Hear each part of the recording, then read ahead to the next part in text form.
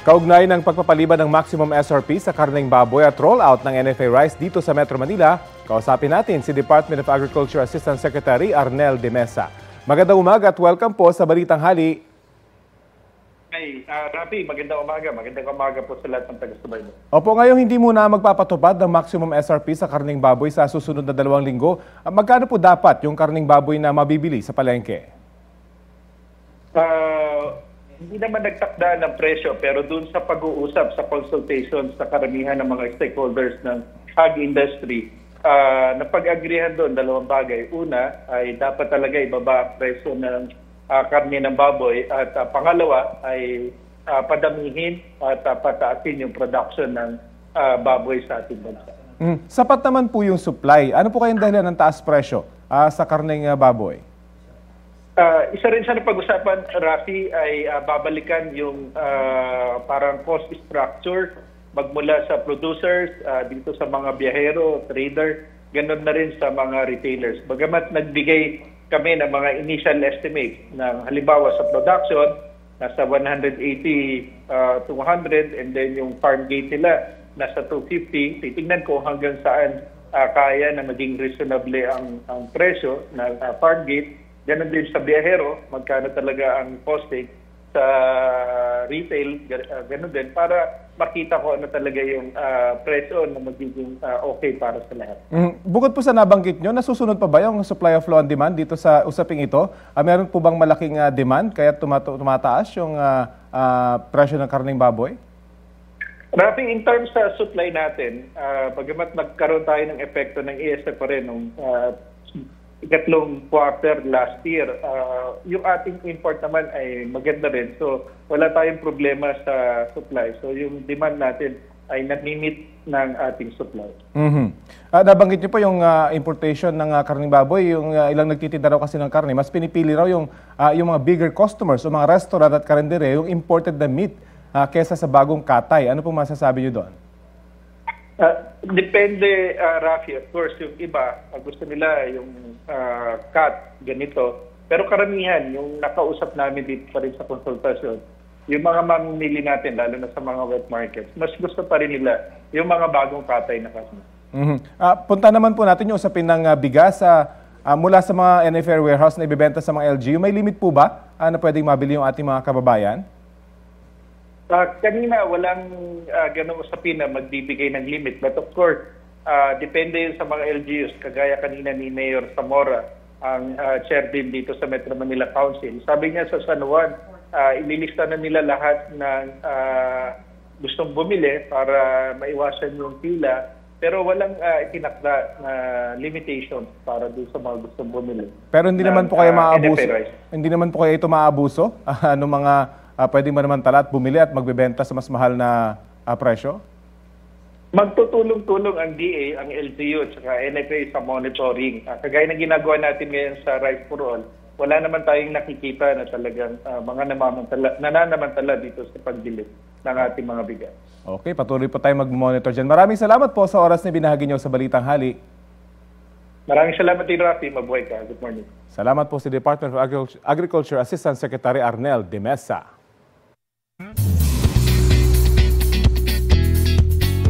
Look what you made her do! Si Taylor Swift kasi ulit ang kinilalang Global Recording Artist of the Year ng International Federation of the Phonographic Industry. Ito na ang ikatlong taong sunod na nakuha ni Taylor ang titulo mula noong 2022. Ayon sa IFPI, pagdating sa sales streams at downloads, nanguna sa charts nitong 2024 ang latest album ni Tay-Tay na The Tortured Poets Department. Umakyat din daw sa charts ang past albums ng pop superstar dahil sa kanyang successful The Eras Tour. Nakuha na rin ni Taylor ang Global Recording Artist of the Year Award noong 2014 at 2019. Ito ang GMA Regional TV News. Isang sanggol ang natagpuan sa isang palikuran sa Camalaniugan, Cagayan. Batay sa investigasyon, walang anumang balot sa katawan ang sanggol at nakakabit pa ang plasenta nang makita sa kubeta. Nasa pangalaga na ngayon ng District Hospital ang sanggol. Nananawagan naman ang Rural Health Unit ng tulong tulad ng diaper, damit at iba pang gamit para sa sanggol. Patuloy naman ang investigasyon ng mga otoridad para matukoy ang pagkakakilanlan ng ina ng bata. Mainit-init na balita. Naghain ng petition for certiorari and provision si Vice President Sara Duterte sa Korte Suprema kaugnay sa impeachment complaint na inihain laban sa kanya.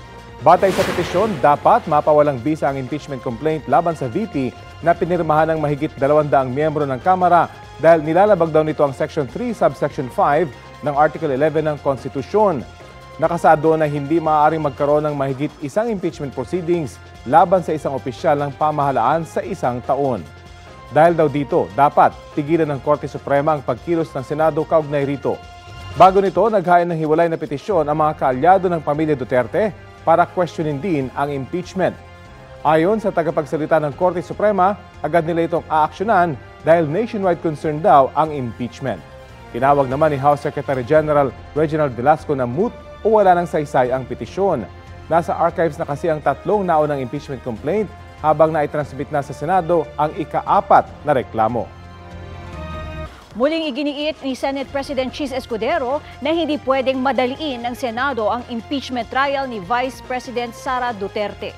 Sa press conference ngayong umaga, sinabi ni Escudero na magsisimulang impeachment proceedings o pag-aasikaso rito sa June 2 kapag nagsesyon muli ang Kongreso. Marami raw kailangang linawin sa rules of impeachment para tiyaking patas ang paglilitis sa lahat ng panig. Hihintayin daw niya ang desisyon ng Korte Suprema sa mga petisyong inihain kaugnay sa impeachment. Sumakot din si Escudero sa sulat ni Senate Minority Leader Coco Pimentel at iba pang nagbigay diin sa salitang forthwith o agad na dapat simulan ng impeachment trial. Ang nakalagay sa rules ng Senate shall proceed with trial forthwith. Ang nakalagay sa rules ng House shall be immediately referred to the Speaker. Pero 2 buwang inupuan yan ng mga congressman.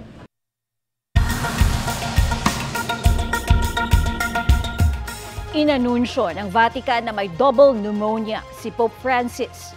Seryoso umanong infeksyon iyon sa baga na lalong nagpapahirap sa Santo Papa na makahinga. Mahigit 1 linggo nang dumadanas ng respiratory infection ang Santo Papa at nananatili sa ospital sa Rome mula pa nitong February 14. Nagpaabot naman ng pasasalamat ang Santo Papa sa lahat ng mga nagdadasal para sa kanya.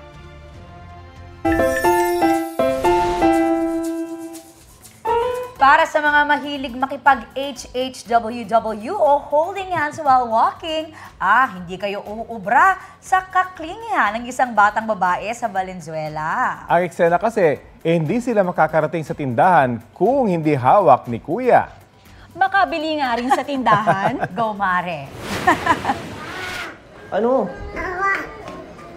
Okay na yan. Yan ang clingy 2-year-old baby girl na si Princess Kisha Marie. Kwento ng kanyang kuya, papunta raw sila niyan sa tindahan para may bilhin. Pero ang gusto ata ni Kisha, hanggang sa tindahan, hawak kamay sila ni kuya. Pag hindi naman daw hinahawakan, for the hinto si baby girl. Pinagbigyan naman ni kuya ang bawat kapit ni baby girl. Anya, sinusulit niya na raw ang pagiging clingy ni Princess Keisha habang bata pa. Ang video may halos 3 million views online. Trending!